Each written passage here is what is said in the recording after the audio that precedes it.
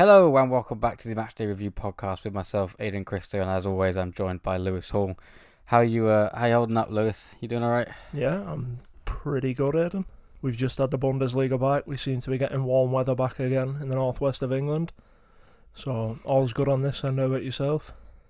I'm doing all right. Yeah, like you said, things seem to be looking up a little bit. We've got the return of football. We've got relatively good weather, I would say. It's better today than it has been for a couple of days now. But on the whole, I think. Yeah, and we've also finally got another football that actually might resemble a football when it turns up. Yeah. Because last week we decided to buy a football to go and kick it around the football pitches, and somehow we've come across a football that doesn't work. Oh, it's a basketball we discovered yesterday.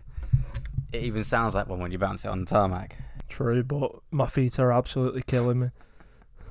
First time kicking a football in God knows how many years, because it's about the only thing you can do these days, and it's put me off it for a long time. Not gonna lie. If the next ball turns up like that one, I'm finished. Retiring from football at the age of 23. You mentioned though that the Bundesliga came back at the weekend. We had a good time watching that. Obviously, we spoke about the Dortmund Schalke game when it happened on the Saturday, but league leaders Bayern were in action on the Sunday, and you actually sat down and watched this one. Basically, Bayern picking up where they left off, comfortable 2-0 win, Lewandowski scoring his 40th goal of the season. I think it's for the 5th season in a row now he scored that. It's a phenomenal record, yeah. He never gets a mention among the most prolific scorers in European football. For me, he's up there with Cristiano and Lionel Messi for consistently scoring a bucket load of goals every season. Well, he's the best number 9 in world football, surely. Out and out number 9 striker. Yeah, without a doubt. He's unheralded at number 9 as well because he's so skillful. It was highlighted on Sunday, given how much he understood how to come short for the ball when people were running in behind him, and also he could lead the line effectively. And some of the flicks around the corner to Goretzka and to Gnabry, some of the best number 9 play I've seen for 10 years. Why is it then, do you think he doesn't get almost the respect that I think his numbers and his play deserves? He's not so much. I know, Messi and Ronaldo, you can make hours upon hours of highlight reels of tricks and going past players and scoring goals like that. But at the end of the day, a goal's a goal, and it's not. His numbers are just unbelievable. I think it's because he scores scruffy goals predominantly, and the majority of the time that he puts the ball in the back of the net. But it's also the fact that he's not got that Latin player, South America, Portugal, Spain. I think those types of players are heralded more, particularly in the media, than your industrious Eastern Europe type players like Robert Lewandowski. You saw it with Miroslav Klose when he used to score a bucket load of goals. He never got the credit he deserved either. Yeah, I mean, this is a man who scored 5 goals in 9 minutes. I mean, and even that doesn't get mentioned all that often. It's just crazy to think that a man that scores that many goals is that deadly in front of goal. He doesn't seem to get mentioned in that. I mean, when you mention the top 3 best footballers in the world, you've got Messi, Ronaldo, and it's usually between Neymar or Mbappe or whatever for that third spot, which effectively, doesn't really mean much, but the best of the rest spot. I think would you put him above Neymar and Mbappe and people like that? Easily. And this is where the Liverpool fans chime in and go, well, what about Virgil van Dijk? He's a centre-back. He doesn't put the ball at the back of the net, so we can move on from that one. The Bundesliga, it's, we laugh at the French league all the time for being the Farmers League, and we give it a stick for that. And although the numbers that Neymar and Mbappe are putting up in that league, the Bundesliga is itself a very, very competitive league. Yeah, because you've got Borussia Dortmund, who are arguably one of the top 10 sides in European football, particularly now with Erling Haaland up front, who's scoring for fun. You look at the other teams, you've got Leverkusen are consistently in the Champions League and sometimes get to the knockout rounds after Christmas. You've got Mönchengladbach, who have built a club from nowhere. You've got Leipzig with all the Red Bull money and the quality of players they've got that saw them sweep aside Tottenham pretty easily in early March. There's a lot of quality teams in that league. Granted, how bad Schalke were on Saturday, you'd think they'd be in the bottom half, but I was surprised to find they were 8th after the game. You told me they were 8th. I thought that wasn't a good indictment on the league. I thought they were bottom. Cause I'm sure they were near the bottom last year, which is why I just assumed they were continuing that awful form this year. Yeah, possibly, but it makes you then think, does the Bundesliga have a lot of parallels with the Premier League, that there's 5 or 6 phenomenal teams that you could easily expect to get to the latter stages of the Champions League, and then the rest of them aren't really up to standard? Well, it's interesting that the Bundesliga's come back first, and it's easily accessible over here in the UK, so we can watch a lot of the games because it's on BT Sport. And it does give people a chance now, with it being the only league on, to actually watch other teams that maybe they've heard about and, pick up on players and stuff that they've heard people talk about in the media but don't watch week in, week out. Because I feel like, especially in this country, we get so busy watching the Premier League all the time. It is this all-conquering behemoth over here that nothing else is important. But now we get a chance to watch these teams and watch these players. I agree with you. In fact, it's going to shine a light on some of the less heralded stars who are touted in transfer rumours in the media. But you mentioned about the Premier League being this behemoth. There's constantly new news about Manchester United, Manchester City, Liverpool, Chelsea, Arsenal, and even teams lower down the league like Aston Villa are always in the news. Also West Ham. I think it was quite refreshing on Saturday and Sunday to be able to watch teams that you've heard some players about. An example would be Rabbi Matondo, who came on in the wing in the second half for Schalke, who've been touted, they could be going signing for Manchester United, City and Chelsea. And then you get to watch him and you're like, I'm not convinced he's going to add anything to those types of teams.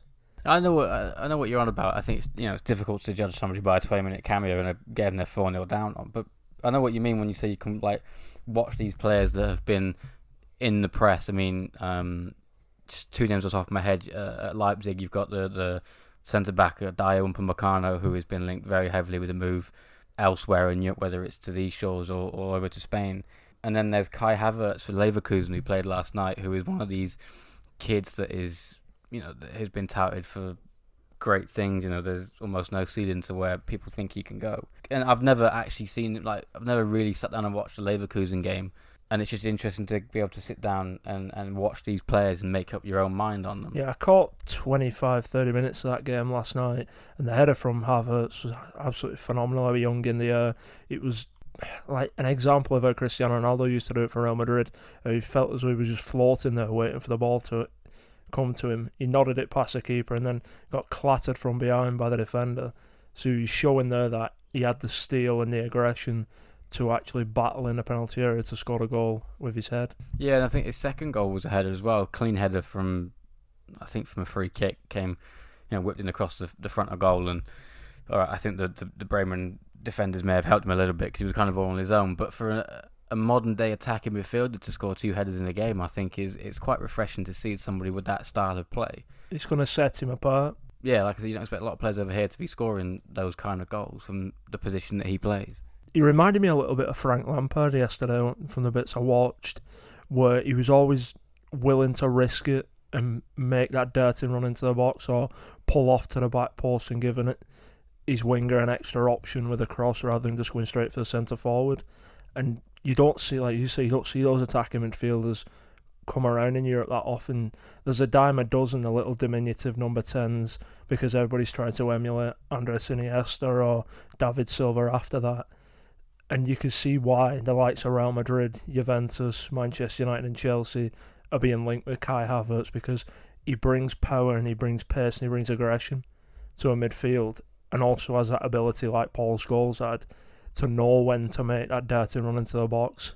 Yeah, at the age of 20, he's a very exciting player. But do you see him leaving Leverkusen soon, or can you see him staying there for a year, learning his trade? And if he does go, where can you see him ending up? If it would have been a normal transfer window this summer, I would have expected one of the big boys that have got that itchy trigger finger and gone after him. But now, given the current situation, I could see him just staying where he is, settling down, getting another 35 games under his belt in the Bundesliga next year for Leverkusen, and then going on to a Manchester City or a Juventus, depending on who the City get to replace David Silva, or whether Cristiano Ronaldo needs more help around him in that Juventus team.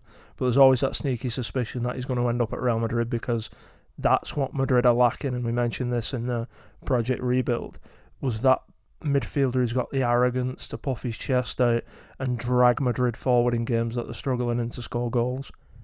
Yeah, he'd be one to keep an eye on, definitely, whilst we're waiting for all the other football to come back. But if, I'm looking forward, actually, that if the Premier League is the last league to come back, you're going to get more time again to watch the Bundesliga. But I know the Serie A start date has been pushed back a little bit this morning. But if that comes back before the Premier League and La Liga as well, you're going to get a chance to see more teams and more players that you otherwise wouldn't. You might get to have a look at Martin Odegaard at Sociedad, after everyone forgot about him when he left Real Madrid at the age... Well, he joined them at 15 and then got sent to learn his trade in the Eredivisie, didn't he?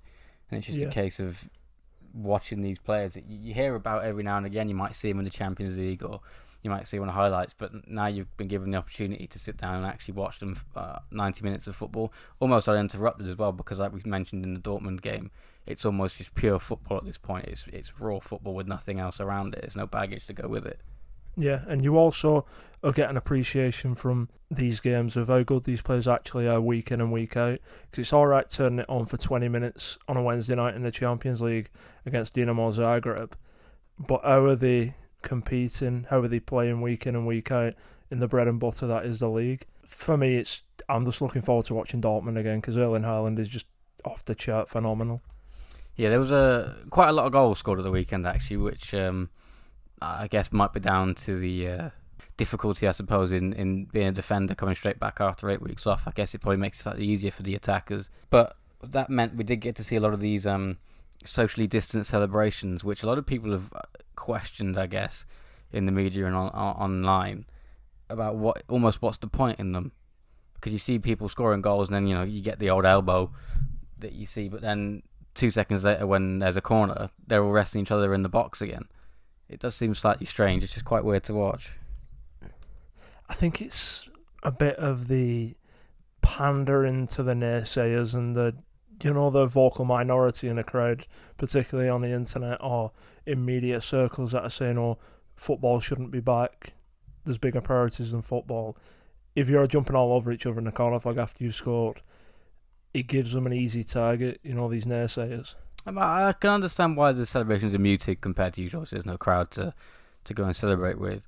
And I suppose maybe because the celebration for the goal is kind of almost a moment where, the game has stopped and you kind of get that bit to just like look and see what the players are doing. I suppose it keeps it in people's minds that, all right, this is still going on. Something is still happening outside of football. Because I was actually surprised to see when we watched the Dortmund game, like the advertising hoardings didn't take opportunity to, say over here, the Premier League started, you get the NHS motto come up of what is it, stay alert or whatever it is now.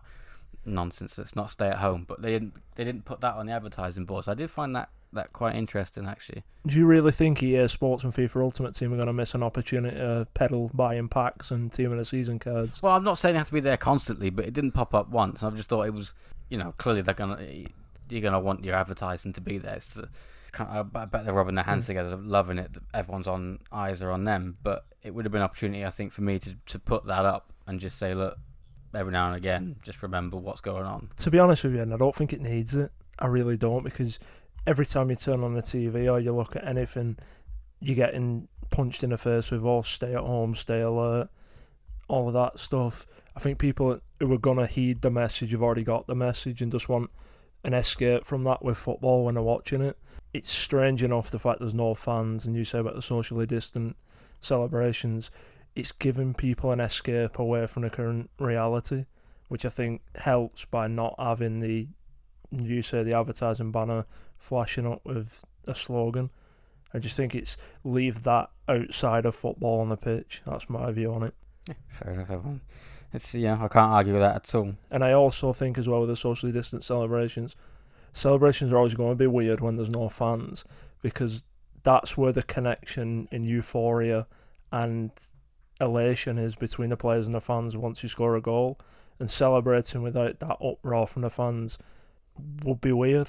Yeah, they're going to be muted anyway because of it, aren't they? You're not seeing a big knee slide into the corner because there's no one there. No, but I also thought you was going to mention the fact that it was prime opportunity to do knee slides, and we know that's your favourite celebration. It is. It's such a football celebration. You don't see it in other sports. I know you're not the big fan of the knee slide, but we're not going to see one for a while, which is a shame, because I do like a big knee slide. Even when I can't remember what year it was, when the NFL International Series came over here, obviously at Wembley. 2008 was the first season. It wasn't the first one, but it was one of them that has happened since. One of the, I don't know who it was and who they were playing for, but they scored a touchdown and they did a knee slide into the corner because they're at Wembley. It's that kind of thing. See, it's such a football thing. I just like it, and it's a shame we're not going to get to see one for a while. Well, you never know. Like Lewandowski might do it next Sunday, Saturday. Oh, they're playing Saturday night at 5:30, aren't they, against Eintracht Frankfurt? Possibly. The day we get a good solid knee slide into the corner is the day for me that football is back. Yeah, you can tell I'm fully invested in the Bundesliga because I know when all the times are who's playing who, and that's never been known. It's the one thing to keep an eye on these days. But just before we move on, just to highlight a couple of things from the Bayern Munich and Union Berlin game.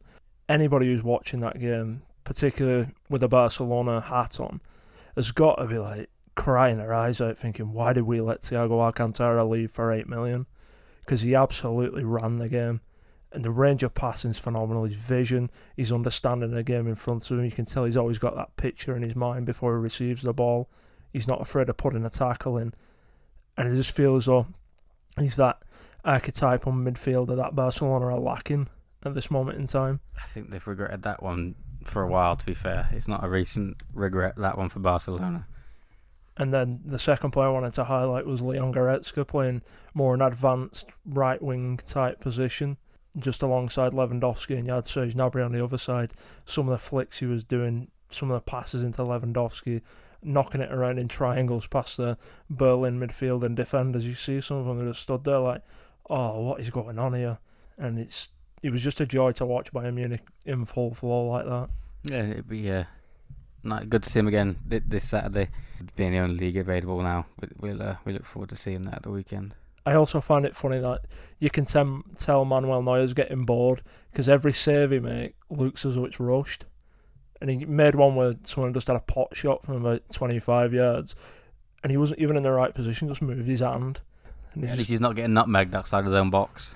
True, but there's time for that. There's still 8 games left to go this season in the Bundesliga. Yeah. One league then, though, that we're not going to be seeing a knee slide in for a while is up in Scotland. The SPFL has been cancelled. Well, they've ended it as of yesterday. Celtic have been crowned champions. Hearts have been relegated after 30 games. Predictably, they're not very happy about it. They've started legal action against getting relegated early, I suppose. Do you think it's the right call to call the Scottish Football League off? Yeah. I haven't seen too many arguments against it, to be fair. It's one of them, and it's another effective Farmers League because Celtic have won it 9 years in a row. And that Celtic side has proven with a track record in European competition over that time, and nowhere near the Celtic sides of old in terms of standard and quality. And I feel for Hearts because it's not nice getting relegated at any point, but you can take it on the chin if you got relegated in a full season and you just weren't good enough. You missed chances, you made mistakes at the back. You can understand getting relegated in that point, but to be relegated by proxy, by some accountants / bureaucrats / executives in the headquarters of the Scottish Premiership doesn't quite feel right for me. And I feel as though we're going to get into a situation in other leagues as well, where you're going to find odd numbers of teams in the league next year just to stave off the threat of legal action. Yeah, I think the Scottish League it's a bit different because people seem to have kind of let it go, given the fact that it's Scotland. But the title situation is very, very similar to the Premier League in that realistically you knew Celtic were going to win the Scottish League, you know Liverpool are going to win the Premier League. That's not the question of restarting the league. It's the whole relegation thing surrounding it. And a lot of people seem to have glossed over the fact that Hearts have been relegated despite still 8 games there for the season. Whereas if it happened over here and you did, you relegated Norwich, Villa and whoever else. West Ham. Is it Bournemouth? West Ham. There'd be absolute uproar, especially from the West Ham side of things. Yeah, it is Bournemouth who are 18th at the moment in the league table, but I still want West Ham to go down. It's relegating 17th place just because. Just because it's West Ham. But it does seem a little bit unfair to be, not given that opportunity. And no one can argue with Celtic being made champions, I suppose. I think if you're a Rangers fan, realistically, you could look at yourself and think, yeah, there's games to play, but realistically, we're not gonna catch up with them. So should we just go ahead and give them number 10 now as well? That is the question. Just call the whole of Scottish football off for the next 20 years and be like, oh, it's Celtic till we can find another way of playing. And every June, just without the Celtic team. 20 years down the line when they're all 50 years old, just give them the SPFL trophy at a rammed Celtic Park, and then leave them to it. I understand Scottish football's in a sticky situation because Celtic are so dominant and so far ahead in terms of commercial and stadium with Parkhead and the team they've got, but it's weird because you don't ever feel like watching Scottish football because you know what the result's going to be. Rangers will huff and puff, Aberdeen will huff and puff, but Celtic will win it in the end. And I think it's that formulaic aspect of Scottish football that's turned a lot of people off. Because I remember when I was a kid and the battles in the Old Firm between Rangers and Celtic, that you always had something that was exciting to watch. Whereas lately it's just Steven Gerrard versus Celtic and we know what the result will be. Yeah, even the Old Firm games have kind of lost their sparkle for me a little bit, simply because they're not as competitive as they once were. It's almost like, I don't know, almost like an old Manchester derby from years back where realistically United would win it, City might scrap a win every now and again, and it would mean more to them. United were the only one who were going to go on and win a trophy at the end of the season. Ultimately, it was probably City's biggest game of the season, but it wasn't United, if that makes sense. Yeah. And it was a case of they'd go on and win something, with City would be doing whatever City do. Now it's Celtic will more than likely win the league. Rangers might get one up on them and get bragging rights in the City, but that's all about it. And if they do, it'd be a big result for them. But Celtic ultimately will go on and win the title and erase that anyway. And I also think that what turns people off about Scottish football is, they split the league. It's just a weird schedule and tight, breakup of a season. And I feel as though they might be better off in terms of a proper league structure of just bringing 8 teams up from the Scottish Championship and having a full 20-team league, because that then you're in line with the Premier League and all most leagues in Europe, bar the Bundesliga, which has 18 teams in. But you're getting away from this or playing teams 3 and 4 times a season in the league. You play home and away, and then it's just the standard of football. Possibly, yeah. I mean, I don't know how big the drop off is from the Scottish League to the Scottish Championship, but I can imagine it's pretty big. You mentioned last week about the restructuring of the league, and we actually had a comment come in saying about adding Scottish teams and Welsh teams into the EFL Cup, making it almost a British Cup thing. Yeah, removing the would that help? Under-20s team. Yeah, would that help Scottish football at all? Maybe it puts it more on television, I suppose. I think it'd help it because these lesser known teams like Aberdeen, Hamilton, Dundee, Hibernian, they could go on against the top end of League One, who are arguably good enough to play in the Championship, and test themselves. And then you get an understanding of what the actual professional standard of football is in Scotland, instead of all this, let's put Celtic in the Premier League because they'll finish in the top 4. Or let's put Rangers in the Premier League and they'll finish in the top 4. Yeah, that was kind of my idea, was that it would give you a chance to see just how good the quality is. 'Cause I think there's a perception that outside of Celtic, and even Celtic, I think people probably kind of wisen up now to maybe they wouldn't finish in the top 4 in the Premier League anymore. Maybe in the days of Henrik Larsson you might have had a chance of finishing higher up, but these days it's a case of they think the quality of Scottish football is probably around the League 2 level, which when that is your top league in your country, it's difficult to kind of shake that stigma. So by putting them up against these teams, it might show fans around the world and in England, where we get it on Sky Sports, that maybe the quality is a bit better to watch if it's on TV. Yeah, and it's also, you're going to get more commercial revenue from being in the EFL for these Scottish teams, and it'd be refreshing to see Sunderland. The guy put Sunderland vs Aberdeen as an example, putting Scottish and Welsh teams in to the EFL Cup instead of the Premier League reserve teams. It feels more of a wholesome cup, if you understand where I'm coming from with that. It's not, it's just a run out for the under-21 lads. Obviously, you'd have to rename it. True. I just think something's got to be done with a lot of the structure of football throughout the UK because, as we've shown, teams who are living far beyond their means in England, it's going to catch up with you sooner or later. And in Scotland, I just think... it puts me off the fact that Celtic continually win it and there's no real challenge. I know Steven Gerrard and Rangers are building a team up, but you always feel as though they're just also rans or nearly rans. Yeah, it's been a while since I think Scottish football's been even that little bit interesting. I guess when it was Celtic and Rangers, there was a bit of a title race going on. But yeah, and you had that good Celtic team that used to draw Man United rather frequently in the group stage of the Champions League, and they actually could hold their own in the Champions League. You saw them play against Barcelona a few years ago, but the standard of those teams were far ahead of the standard of the Celtic team today. Comment if you think I'm wrong on that, but I can't see, like you mentioned, Henrik Larsson, or the one that stands out for me is Shinsuke Nakamura and the free kick ability that you've seen currently in the Champions League and the Europa League, particularly with Rangers and Braga, how the English teams like United and Arsenal in inverted commas sweep away sides like that in the Europa League where Rangers struggle to get past them. When was the last time Celtic win the Champions League? Was it, I want to say 2017? They weren't it last year, were they? Well, they were in the qualifying round, got dumped out in the arse end of like Cyprus or something like that. That's not the Champions League, is it? If we're being honest, that's not it. I mean, in the actual Champions League proper, in the group I remember stage, them getting I remember them getting thumped 7-0, 7-1 by PSG at home. Yeah, that's the last memory I have of. I think it was a good 2 or 3 years ago, and that was qualified. That would have been Mbappe's first season at PSG. Because that was Neymar and Mbappe and Cavani up front. Yeah, just taking Celtic to the cleaners, and that was the last memory I really have of them. I know Rangers have done all right in the Europa League this year. I think they're still in it at the minute.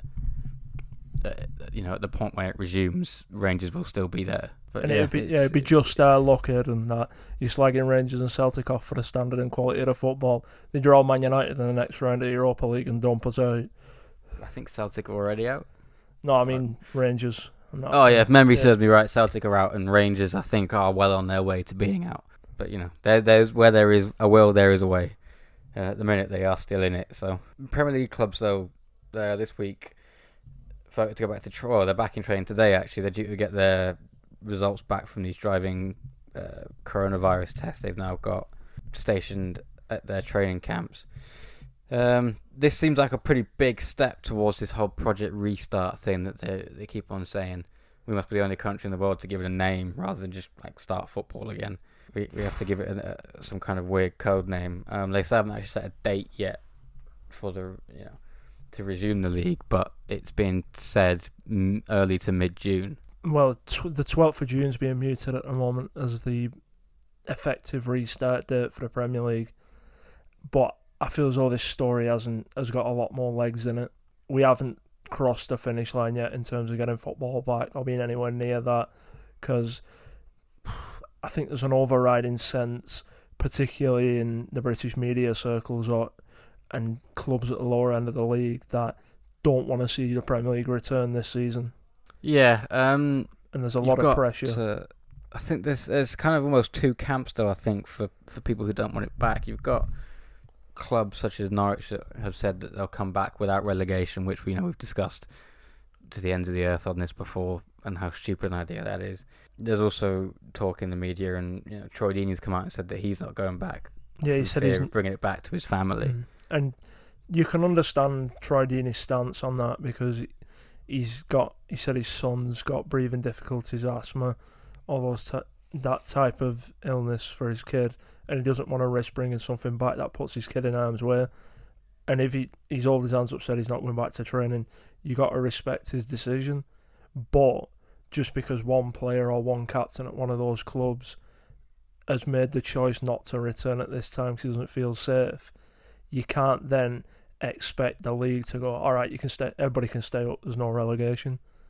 Yeah, that was going to be my thing there, was if, for example, one player from every club says that they're not coming back for health reasons, for the concern of their own safety, which It's a perfectly viable reason. You see people from other walks of life and other jobs that aren't in the public eye probably turn around and saying, you know what, I don't fancy coming in. I don't want to risk it. Which is understandable given the scenario. But can the league then go ahead if you've got a smattering of players who don't want to come back? Why not? It's only like having injuries. Whether it's a positive or a negative, United have been without Paul Pogba for the majority of the season, whether it's through injury or other reasons. And it's only like Tottenham being without Harry Kane for the Red Bull Leipzig tie in the Champions League last 16. You carry injuries throughout the season just because, use Troy Deeney as an example, but not singling him out. Just because this player has decided to take a decision that protects the health of his family above Watford staying in the Premier League or him coming back to football. It's only like a player's getting injured through the course of a season. And I thoroughly understand Troy Deeney's position and respect that he's made that difficult choice to put the health of his family first. But to stop a league because a couple of players from each team either get the illness, which God forbid hope they don't, or refuse to come back to training because they want to preserve the health of the family, it's only like injuries. Yeah, no, I understand that point. It's a interesting debate to have. If you just look at it like injuries, because the option should be out there, I suppose, for Premier League players to turn around and say, okay, football might be coming back, but you can't force me to come back. Yeah, and it's but your team will still go out there, and you will have to. I would say suffer the consequences. That's the wrong way of putting it, but you know what I mean. If, for example, Watford do get relegated, Troy Deeney has to accept that you're playing in the Championship next year. And I think he would at that point because I mean, he's I made think the decision. I agree with him. The safety of your family should always come first. And in that scenario, it would be a shame for him to come back into a team in the Championship, but he's made that decision. And I just think it's a bit disingenuous for teams like Norwich, teams like West Ham, Watford, Bournemouth, Aston Villa, who cry, I don't want to get relegated because it's not been a proper season.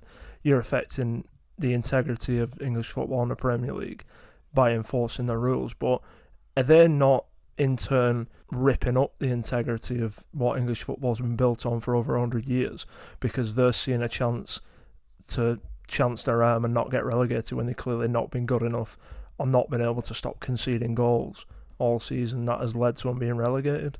Yeah, that's the one that gets to me, is teams wanting to scrap relegation because it's not a proper season. Whereas, we don't get as much coverage, I suppose, over here of the Bundesliga and stuff like that as we do compared to the Premier League. But you don't hear much about Bundesliga teams complaining about the threat of relegation. Teams not wanting to come back because they might end up getting relegated and losing money.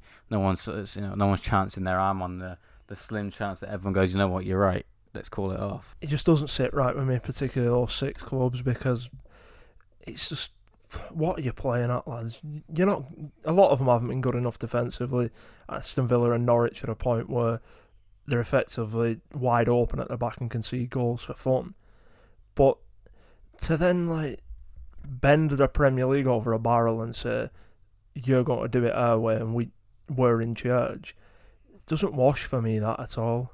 And if those clubs want to take that stance, if I was in a position of power in the Premier League, I'd just be like, alright then, we'll just void the rest of your fixtures for the season and you're automatically relegated. Yeah, I think this for me would look like it's got the potential to backfire massively, in that I don't see the Premier League being voided. Not in the sense that everyone just gets scrapped, the season never existed and we start again at some point in September. No, I don't see that happening. What I see happening is rather like in, you've seen it in Belgium, you've seen it in France, you've seen it in Scotland now, where Liverpool would be crowned champions and then you just relegate the bottom 3 no matter what. Whereas the proposal to get football going again gives those bottom 3 teams the chance to play out and make their own way to survival, because it is quite tight down there. There's not a lot of points between the 6 teams at the bottom of the league. And that's what I don't understand. I don't understand why they're doing what they're doing, because we've spoke at length about the reasons from these clubs doing it. But it's not as though you're finished and you're 10 points. You're 10 points off 17th with 4 games to go. It's literally string 2 wins together and you're 14th. Yeah, it almost to me shows a complete lack of faith in almost the players that you've bought.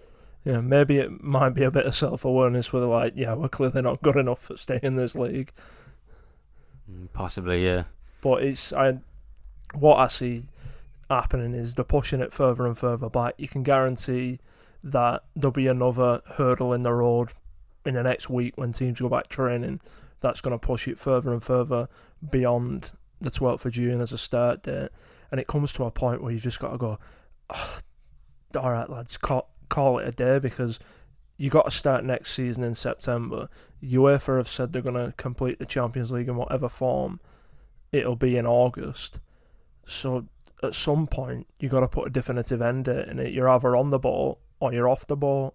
Well, given the new 2-week quarantine period that is being enforced to people coming from abroad into the UK, even putting English teams in the Champions League could be a problem. Because you're going to have to wait 2 weeks before playing any kind of home game. I suspect that will be modified to allow some loopholes for professional sports teams to go over to other countries, because they're being tested privately and tested every day, so that negates that issue. It's not like Brenda's gone to Benidorm for 2 weeks. No, they're not on packed EasyJet flights. I get that. But I was reading, I think it got voted that there wouldn't be exemptions. Whether, there's obviously time for that to change. And I guess if they want that to happen, then there will have to be change, because there's talk about the Silverstone Grand Prix going ahead as well, but that obviously won't happen if these rules stay in place for professional sports people. No, because Formula 1 drivers won't be staying in the UK for any length of time, because they'll get banged with a massive tax hike compared to living in Monaco. Well, banged with bad weather, I think, True. compared to where most of them live. That'd be my first thing. I'm like a massive Man United fan, and how funny and poetic it would be for Liverpool not to be given a trophy in the Premier League this season, but I can't see any person who's got a valid point to null and void in this season completely.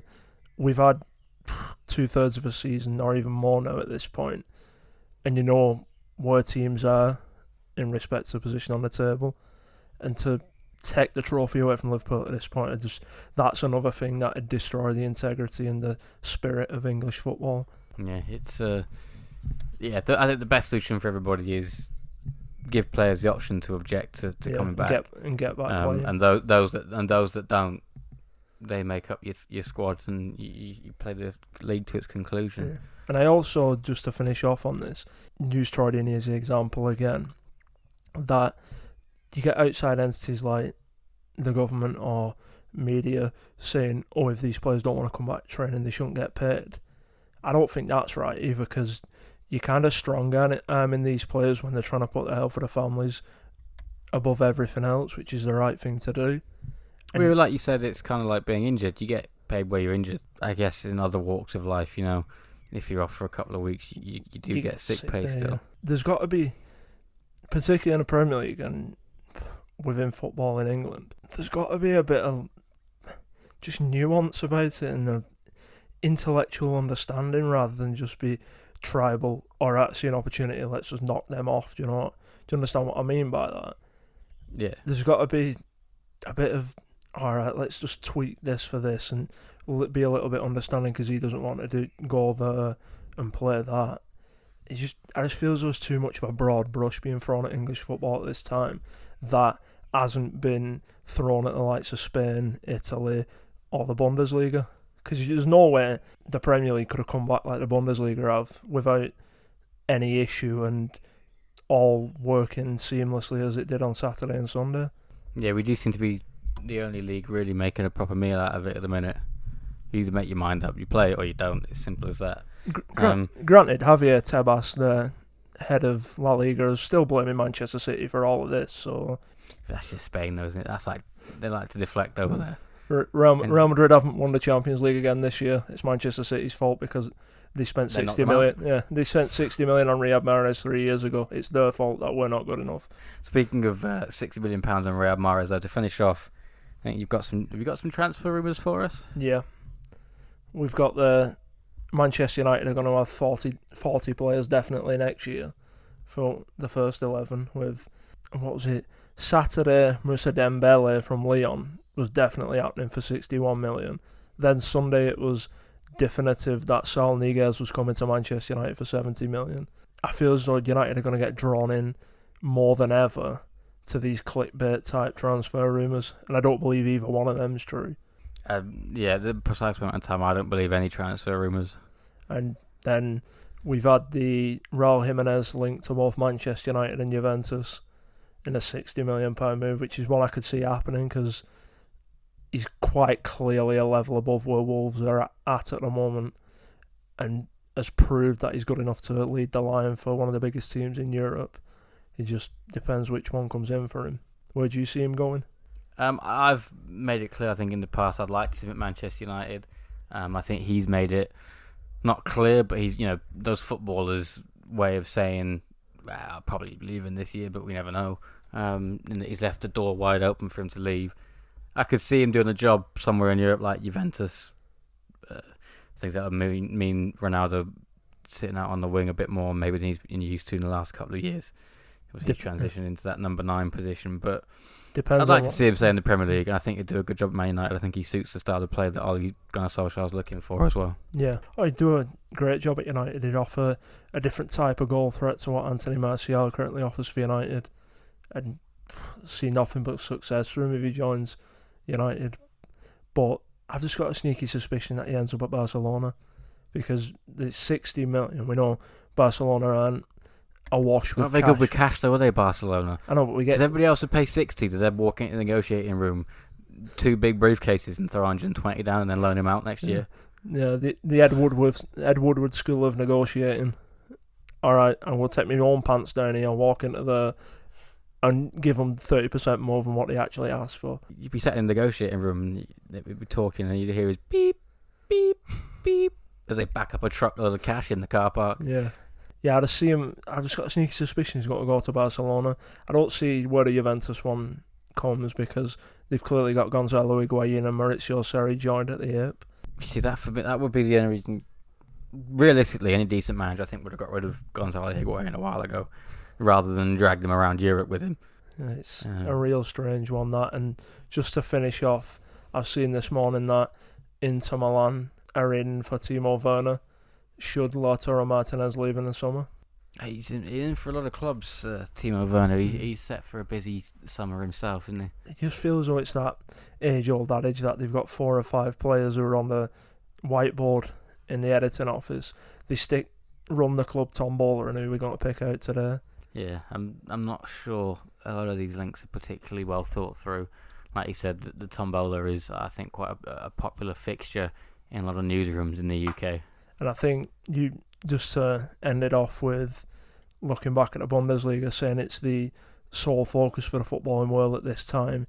You're going to see a lot more transfer rumours linking English clubs to potential players in the Bundesliga. Yeah, you have a good 25 minutes in the Bundesliga now, and you could be making big dollar in the Premier League next season. It's a good opportunity for him, for bang average Bundesliga players to end up at Newcastle United. Yeah, or Newcastle, depending on when that takeover never happens. Who knows?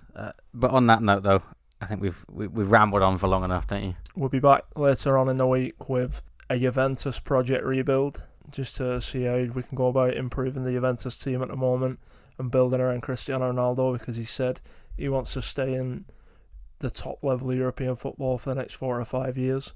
So they've got 4 or 5 years realistically then to win the Champions League. Yeah, and you've seen that team, particularly the midfield, probably needs a little bit of fresh blood in it. So it'd be good to look at Juventus, see where they've come from. Yeah. Before we go, then, don't forget to leave us a rating and a comment on Apple Podcasts if that's where you're listening to. Check out the YouTube channel for clips of other podcasts as well as exclusive to YouTube content. That's just MatchDay Review on YouTube. Give us a follow and any comments or anything like that on Twitter at MatchDay_review.